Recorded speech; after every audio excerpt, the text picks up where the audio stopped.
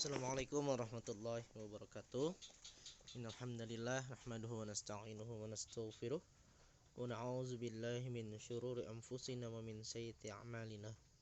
May yahdihillahu fala mudhillalah wa may yudhlilhu fala hadiyalah. Asyhadu an la ilaha illallah wahdahu la syarikalah wa asyhadu anna Muhammadan 'abduhu wa rasuluh la nabiyya wa rasula ba'dah. Puji syukur kehadirat Allah Subhanahu wa taala, di mana karena rahmat dan hidayahnya kita masih diberikan kesempatan oleh Allah untuk bisa beribadah kepadanya dalam keadaan yang insya Allah semua sehat walafiat tanpa kurang sesuatu apapun.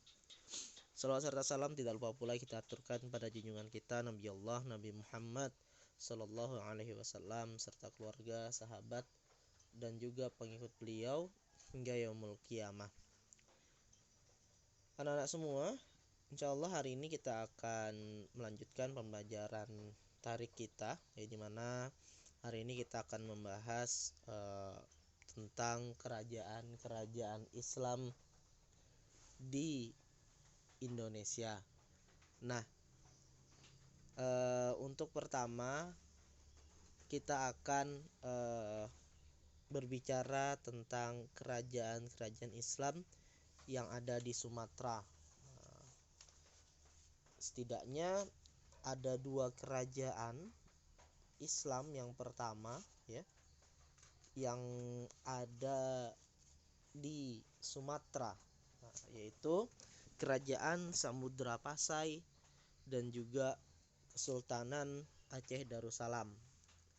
Yang pertama, untuk Kerajaan Samudra Pasai sendiri, ini letaknya kurang lebih sekitar 15 km di sebelah timur Lok Sumawe, di dekat Aceh Darussalam.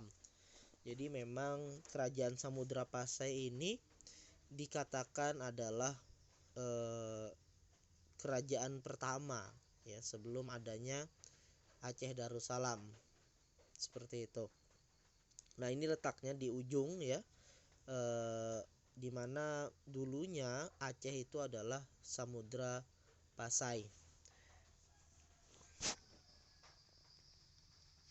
Nah, sumber sejarah sendiri mengatakan bahwa kerajaan ini berdiri pada abad ke-13, yaitu pada tahun sekitar 1270 atau 1275. Seperti itu. Jadi ini sekitar pertengahan abad ke-13. Di mana kerajaan ini didirikan oleh Sultan Malik As-Salih yang memang wafat beliau pada tahun 1297. Nah, ini ada beberapa catatan sejarah tentang Kerajaan Samudra Pasai. Yang pertama adalah berita yang ditulis oleh salah satu sejarawan Amerika, yaitu Marco Polo, di mana dia singgah di Samudra Pasai itu di tahun 1292. Kemudian ada berita dari Tome Pires, yang ini di mana dia pernah berkunjung sekitar tahun 1500. Kemudian dari sejarawan Muslim yang sangat terkenal sekali, Ibnu Battuta. Beliau ini musafir dari Maroko, yang kemudian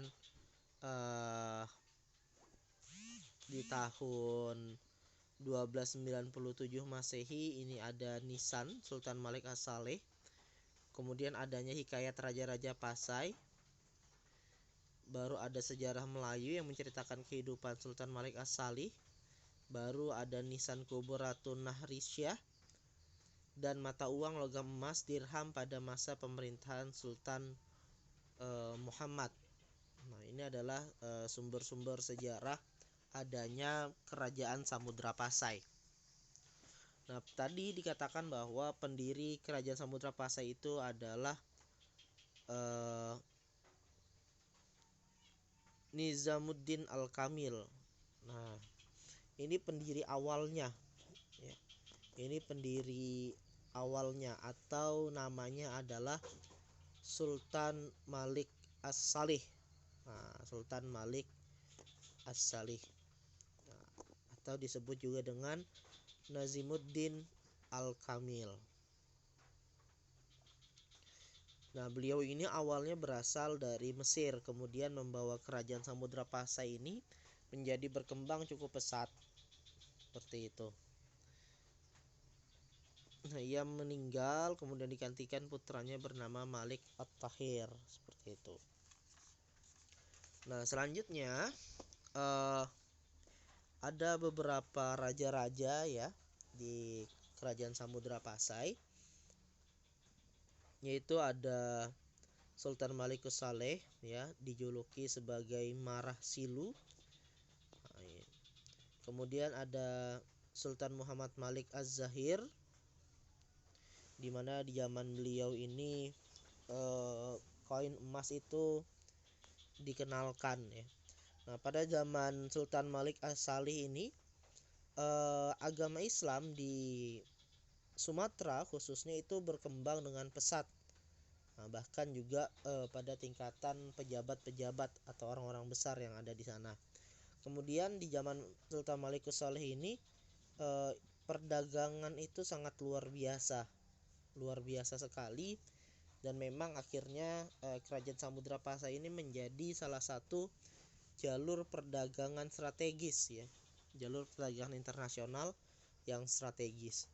Kemudian di zaman Sultan Muhammad Malik Az-Zahir, di sini zamannya mereka sudah memiliki angkatan laut ya, atau armada kapal, yang mana memang angkatan lautnya ini memang fokusnya selain melindungi kerajaan juga untuk mempertahankan kerajaan, seperti itu. Dan di zaman beliau juga agama Islam itu terus berkembang. Nah, kemudian setelah Sultan Muhammad Malik Az-Zahir digantikan lagi oleh anaknya Sultan Mahmud Malik Az-Zahir. Nah, ini yang bertemu dengan Ibnu Battuta ya, ini yang bertemu dengan Ibnu Battuta. Kemudian setelah itu digantikan lagi oleh Sultan Ahmad Malik Az-Zahir. Nah, ini jadi anak daripada Sultan Mahmud Malik Az-Zahir. Nah, pada zaman ini kerajaan itu mulai diserang oleh Majapahit yang mereka bertekad untuk menyatukan Nusantara pada saat itu. Lalu ada Sultan Zainal Abidin Ra'ubadar ya, yang ini dia sempat bertemu dengan Cheng Ho, salah satu musafir yang berasal dari Cina. Nah, perlu diketahui anak-anak semua, Cheng Ho ini salah satu orang yang menuliskan sejarah tentang adanya Nusantara Indonesia, yang dimana itu pada saat itu sudah Islam. Nah, jadi catatan daripada Laksamana Cheng Ho ini membuktikan bahwa Islam itu hadir di Indonesia bukan karena pengaruh dari India, bukan pengaruh dari India, karena kalau dari India itu Syiah, seperti itu. Jadi kebanyakan orang-orang India itu adalah Syiah. Nah, sedangkan di Indonesia tidak seperti itu. Dan ini juga membuktikan bahwa pertama kali Islam masuk di Indonesia itu bukan abad ke-13, karena abad ke-13 Masehi itu sudah ada kerajaan Islam. Nah, jadi Islam masuk itu pada abad ke-7 ya, jadi Laksamana Cheng Ho ini juga seorang mu'alaf ya, yang beliau masuk Islam karena anak buahnya. Nah, seperti itu. Nah, Sultan Abidin Ra'ubadar ini beliau diangkat menjadi sultan pada usia yang sangat muda sekali.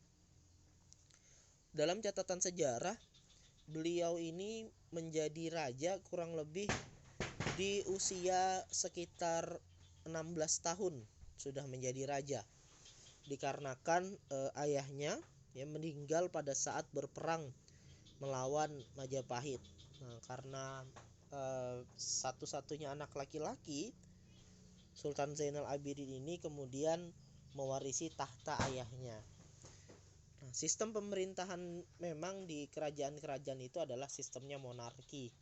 Jadi nanti kalau misalnya rajanya mati, itu digantikan sama anak laki-lakinya. Terus menerus seperti itu biasanya. Kemudian ada Sultanah Nahrisyah, ya. Ini beliau salah satu-satunya raja perempuan seperti itu.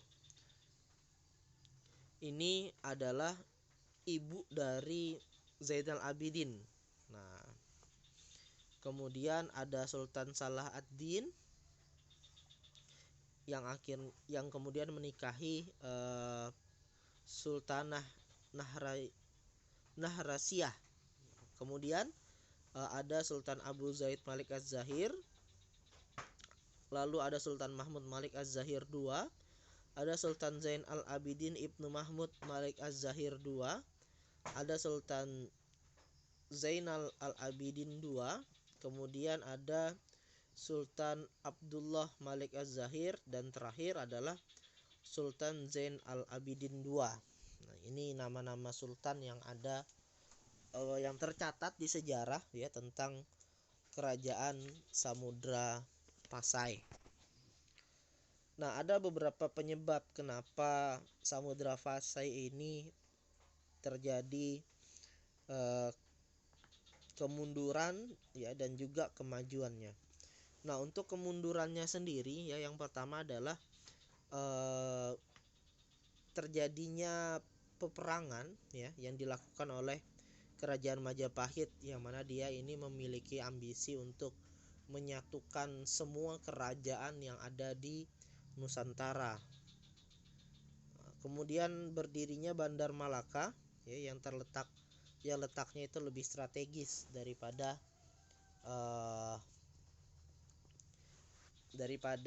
kerajaan Samudra Pasai, ya. Nah, selanjutnya setelah Sultan Malik At-Tahir meninggal, nah ini tidak ada lagi yang menggantikan, sehingga penyebaran agama Islam itu diambil oleh kerajaan Aceh. Nah, jadi memang kerajaan Aceh Darussalam ini berdiri juga penyebabnya salah satunya adalah karena adanya kerajaan Samudra Pasai seperti itu. Nah, untuk kemajuannya sendiri ini, ya, karena letaknya yang strategis memang, dan akhirnya menjadi pusat perdagangan Islam, ya, dan juga bahkan pusat perdagangan dunia. Dan di kerajaan Samudra Pasai ini menjadi salah satu pusat studi Islam yang ada di Nusantara. Bukti-bukti peninggalannya sendiri, ya, yang pertama itu ada nisan, ya, nisan kuburan yang bertuliskan Raja-Raja Samudra Pasai, di mana ini dituliskan dengan bahasa Arab dengan model kaligrafi Islam. Yang kedua ada dinar, ya, atau koin emas, yang ini menjadi mata uang di kerajaan Samudra Pasai. Nah, nama asli daripada mata uang ini adalah citis. Nah, ini mata uangnya dia biasa terbuat dari emas ataupun perak. Ya, kalau dalam Islam itu ada dinar, ada dirham, seperti itu. Kemudian yang kedua ada kerajaan atau Kesultanan Aceh Darussalam. Nah, Kesultanan Aceh Darussalam ini, ya, itu terletak di Sumatera bagian utara, dekat jalur pelayaran dan perdagangan internasional pada saat itu. Letak ibu kota Kesultanan Aceh yaitu Kutaraja, yang kemudian ini nanti dikenal dengan nama Bandar Aceh Darussalam. Nah, ini adalah sumber-sumber sejarah yang mengatakan tentang adanya Kesultanan Aceh Darussalam, ya, yaitu kitab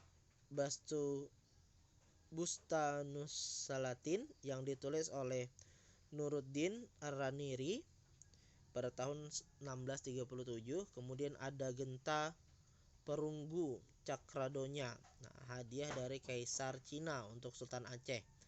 Kemudian ada Gunongan, ya, di bekas Taman Ghairah Kesultanan Aceh di Banda Aceh, ada makam Sultan-Sultan Aceh di Banda Aceh, dan ada Masjid Raya Baitur Rahman yang dibangun oleh Sultan Iskandar Muda. Nah, kerajaan Aceh ini berdiri pada tahun sekitaran tahun 1524. Nah, tepatnya pada abad ke-15 ya. Pendirinya kerajaan Aceh Darussalam ini adalah Sultan Ali Mughayat Shah. Nah, kerajaan Aceh Darussalam ini sebelum menjadi kerajaan Islam, dia ini berhasil melepaskan diri dari kekuasaan kerajaan Pendir, yang dimana memang kerajaan Pendir itu masih pada saat itu Hindu ya, dan juga karena pada saat itu Samudra Pasai tidak ada yang menggantikan, akhirnya ini diambil alih oleh kerajaan Aceh. Setelah diambil alih, kerajaan Samudra Pasai itu bergantilah menjadi kerajaan Islam atau Kesultanan Aceh Darussalam. Nah, ini adalah beberapa sultan-sultan yang terkenal ya. Sultan-sultan yang terkenal, ada Sultan Ali Mughayat Shah yang beliau mendirikan kerajaan ini. Kemudian ada Sultan Salah ad-Din. Kemudian ada Sultan Al-Ad-Din Riayat Shah Al-Qahar, atau Sultan Alauddin Riayat Shah Al-Qahar, di mana pada zaman beliau ini beliau mengembangkan kekuatan angkatan perang yang sangat luar biasa, yang ditakuti oleh penjajah juga dan juga kerajaan-kerajaan lain. Lalu beliau juga mengembangkan perdagangan. Selanjutnya pada kerajaan Aceh Darussalam ini, beliau mengembangkan hubungan ke negara-negara Timur Tengah seperti Turki, Abyssinia, dan juga Mesir. Lalu ada Sultan Husin Ibnu Sultan Alauddin Riayat Shah. Ya, ini anak daripada Sultan Alauddin Riayat Shah Al-Qahar. Kemudian ada Sultan Iskandar Muda. Nah, ini yang sangat terkenal sekali ya kalau dalam cerita kerajaan Aceh Darussalam, di mana Sultan Iskandar Muda ini beliau mampu memajukan hubungan internasional baik di dalam bidang politik, ekonomi, perdagangan, angkatan perang, kebudayaan, dan ajaran Islam pada zaman beliau ini sangat berkembang pesat, luar biasa, bahkan sampai menyentuh pelosok-pelosok. Lalu menciptakan birokrasi dan peraturan hukum yang baik. Nah, di sini ada peraturan-peraturan hukum yang sudah ditetapkan oleh beliau. Dan juga pada saat zamannya beliau ini bisa dikatakan Kesultanan Aceh Darussalam mengalami puncak kejayaannya, karena memang sangat luar biasa sekali kemajuannya. Nah, faktor-faktor kemunduran dan kemajuannya ya. Faktor kemajuannya yang pertama adalah kerajaan ini didirikan oleh Sultan Ibrahim. Ini adalah pendiri ya oleh sebelumnya ya, yang bersama dengan Sultan Ali Mughayat Shah. Hanya saja kemudian yang ditunjuk menjadi rajanya atau sultannya adalah Sultan Ali Mughayat Shah. Kemudian letaknya yang strategis, yaitu berada di pintu gerbang pelayaran internasional. Lalu ada yang namanya Pelabuhan Olele, yang ini memiliki kualitas pelabuhan yang sangat baik. Lalu juga Aceh ini sangat kaya dengan tanaman lada, makanya banyak yang datang untuk ke sana. Aceh juga berkembang pesat setelah Malaka dikuasai oleh Portugis. Lalu para pedagang Islam ini memindahkan kegiatan perdagangan dari Malaka ke Aceh. Nah, lalu Aceh mencapai kejayaan pada masa pemerintahan Sultan Iskandar Muda, karena memang pada saat itu menjadi pusat agama Islam, dan juga saking jayanya Aceh ini mendapat julukan yaitu Serambi Mekah. Nah, faktor-faktor kemunduran Aceh ini karena memang pengaruh daripada kebijakan politik Hindia Belanda ya yang paling utama, yaitu di mana kebijakan politik tersebut isinya adalah memisahkan kesatuan kaum bangsawan dengan kaum ulama di Aceh. Jadi ulama ya ulama gitu ya, ngurusi agama, ya bangsawan ngurusi pemerintahan, gak boleh dicampur adukin. Lalu pemerintahan Hindia Belanda kemudian melakukan serangan-serangan terhadap kerajaan Aceh Darussalam. Dan akhirnya memang inilah yang menyebabkan Aceh kalah pada saat itu melawan Portugis. Nah kemudian raja selanjutnya yang menggantikan Sultan Iskandar Muda ini kurang baik ya. Akhirnya ya terjadilah kemunduran yang sudah tadinya awalnya sangat maju menjadi sangat mundur sekali. Lalu permusuhan antar kaum muda. Nah ini memang dipengaruhi oleh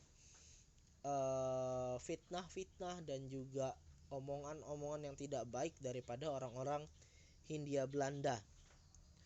Nah kemudian daerah yang jauh dari pemerintahan pusat ya, daerah-daerah yang jauh daripada kerajaan Aceh Darussalam yang merasa diri mereka atau kerajaan atau daerah mereka itu merasa sangat jauh ya, dan ini kemudian dipisahkan oleh Hindia Belanda